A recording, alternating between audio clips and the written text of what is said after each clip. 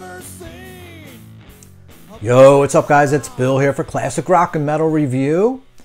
Can't let a record store day slide by without giving you my little take on the occasion. Guys, it was just a weird day, you know. I'll take you through it. I'll try not to bore you to death.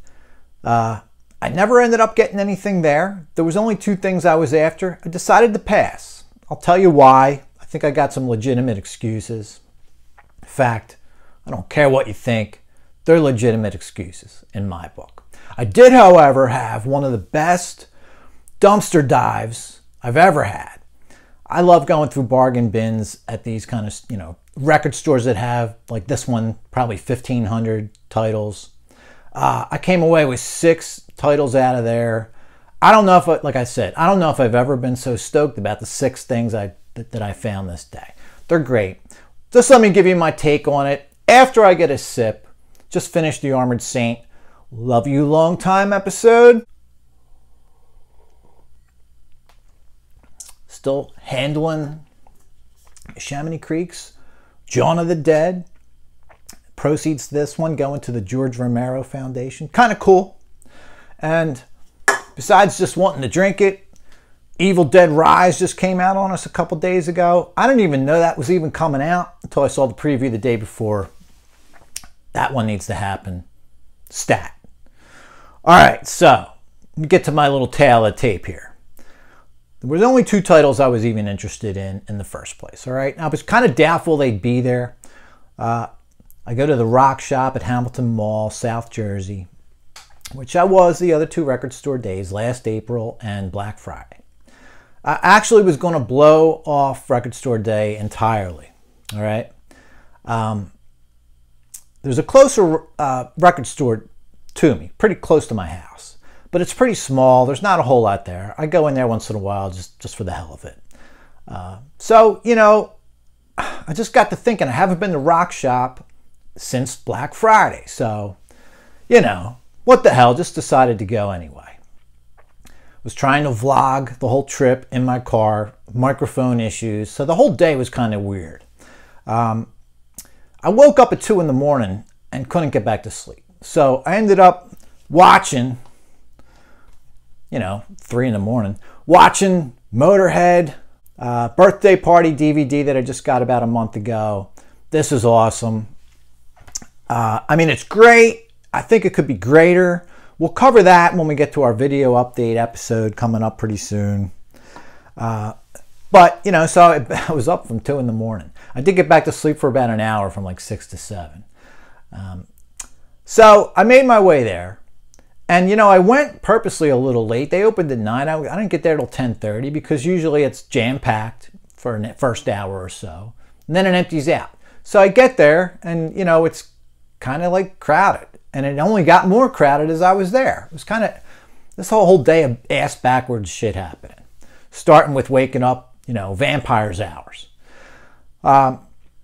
Surprisingly, because in the past they didn't have a Motorhead release I was after. They had the Motorhead release, is it Live in Heilbronn, Lost Tapes Volume 4. Had it. They also had the UFO, Will the Last Man Standing Turn Out the Lights, which, you know, I didn't research that too much. Just love UFO. But not enough to... I thought it was a live album, for one thing. But I was surprised they had that still, especially because I didn't even get to the register till like 11:30. So, I mean, you know, the sale had been on 2.5 hours. What do you know? Both things were still there. Every now and then, guys, it's pretty rare. I mean, it's probably a couple hours a month, but I'm able to reel in my spending. You know, I really thought I was going to just not buy too much this month. I already got like 24 CDs just this month. You know, I mean, I don't usually do the monthly haul episode till the first week, like the first week of May to cover April. Yeah, we still got a week to go and I already got more shit than I got in prior month. So, being that I just watched the birthday party a few hours earlier, I kind of had my fill of Motorhead, same era, right, for the time. And as far as UFO goes, I still got the cellophane on this box set full of live Strangers in the Night. How do I have, you know, these? I've had this thing for a couple months now, man. because I got so much shit, I don't even have time to listen to it. So if you're wondering how, that's how you go a long time. Guy, I just went through my box. I was going to tally up all the shit that I have that I haven't heard. It would take me all friggin' night. I just went through the box sets alone. There's 6 box sets in cellophane. There's another 6 I've only heard half of or some of. It's crazy. So like I said, every now and then I'm able to reel shit in. One thing I love to do, the other thing too, is I'm saving my money for the Live Evil box set. I want to try to buy the CDs and the albums. So, all right, so that's that. Guys, one thing I love to do is just troll through bargain bins. eBay, you know, sometimes has their version of it. Thrift stores sometimes have dollar CDs and occasionally find some good shit in there. So I, you know, being that I wasn't at Rock Shop for 6 months, got 6 things in there. Guys, under $16. Super happy with these. Just thought I'd show them to you. So nothing for record store day, all right? I admit it. Had my chance. Decided not to pull the trigger. I just told you why, you know? All right, first of all, 6 CDs I got. Steve Winwood, About Time. I think this is 2003. I saw him like on Soundstage, and I have it, you know, burned off a TV. I taped it while it was happening kind of thing. I think it might even be out on DVD. And there's something else on Blu-ray. I'm not sure. One's Austin City Limits, maybe. One of those shows where I saw him do like 4 songs from this. Also heard a couple of these on the radio. Different Light, Sagano for the Gypsies. Why Can't We Live Together is on that video concert from TV. And Sylvia, Who Is She? So I know 4 songs on here at least, and they're great. Super excited to get this. Guys, it was $5 and it was sealed. Awesome. So I'm really looking forward to this winter. How do you not buy this? I think it was $3. Bridge of Sighs. I have this on, you know, I got it on used vinyl 5 or 6 years ago. It's great. My vinyl sounds good, but I'm not going to pass up a chance at Bridge of Sighs with 5 bonus tracks from the record plant about 5-6 weeks after the album came out. I think it came out late March, something like that, maybe April. May 29th of 74 at the record plant. 5 of the songs from Bridge of Sighs. This is a must-have, obviously. You know, elementary school there. I know a lot of people don't like this album. I've only read reviews of it, never heard it, so I think this was also $3. Cut the Crap. Some people don't even consider it Clash. I think it's 1985. So, you know, who's the one dude that's still in there? His name's escaping me right now. One Lone, oh no, I think Paul Simmons is still in there too. So, but you got 3 other dudes, 2 guitarists, I guess. I'm not even sure. But you know what, man? This is a kind of interesting pickup. Guys, if all these things look new, I have brand new jewel cases laying around. I spiff them up, give these things a little facelift they deserve. Macaulay Schenker Group. Guys, I only started getting into Michael Schenker about a year ago. I think when I found, ironically enough, when I found MSG in the same bargain bin at Rock Shop, it was Japanese import version for $4.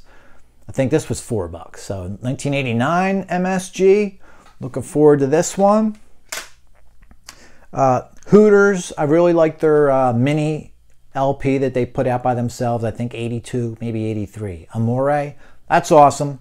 Here's their big label debut Nervous Night from 85. A bunch of the songs from Amore are on here. Of course, re-recorded, so they're a little different. The Amore versions I prefer. But, you know, I've never owned this album, so I just wanted to see what the next stage of the Hooters was like.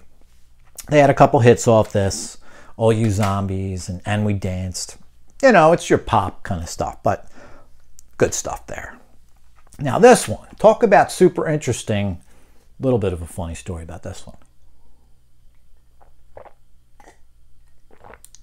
This will do it. This is number 6. Guys, when I was looking, it was kind of rushed. I had somewhere to be. I had to get out the door. Picked it up, and I almost, you know, I was narrowing things down. I should have just bought everything. I only had 3 or 4 other titles in my hand. I don't know why I didn't buy them all. But I put down another Winwood from 97 to get this. Daryl Hall, Sacred Songs. I didn't look real good at the cover because I was rushed. I did flip it over and see the year 1999 on here, and I just thought it was a 1999 Daryl Hall album. I didn't really look at the picture close enough to notice. Of course, the dude's It probably looked almost the same in '99, but this is actually a 1980 record. And I didn't even notice this too. It's produced by Robert Fripp, King Crimson. You know, I went on Amazon when I still didn't know. I went on Amazon to read a review of this. And as I'm reading it, some guy who really knows how to write, by the way, his review on Amazon is talking all about King Crimson and Robert Fripp, and I'm thinking I'm reading the wrong review. This review must be for something else. It just got mixed up. You know how Amazon can be with their reviews, you know.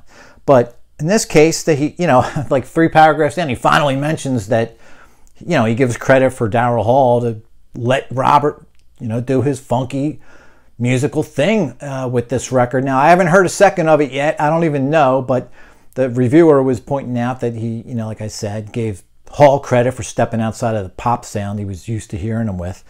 There's still some poppy stuff on here, but Fripp sounds like quite a bit of musical control. So talk about a nice 6-pack of stuff, man. Under $16 for these things. Really looking forward to all of them, honestly. The Hooters, you know, that'll be the last thing I play. But that's a good little pickup. I've been wanting to get that. So that was my record store day. A little nutty. Microphone malfunction.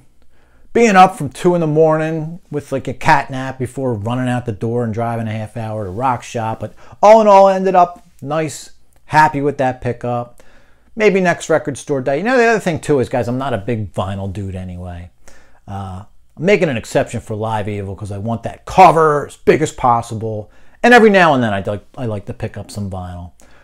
Basically, it would have cost me the Live Evil vinyl money to buy Motorhead and UFO. So, like I said, once in a while, got to show some restraint. Guys, if you can like and subscribe, what the hell? It's free. Do it. Catch us all later. All right, man. Everyone have a good one.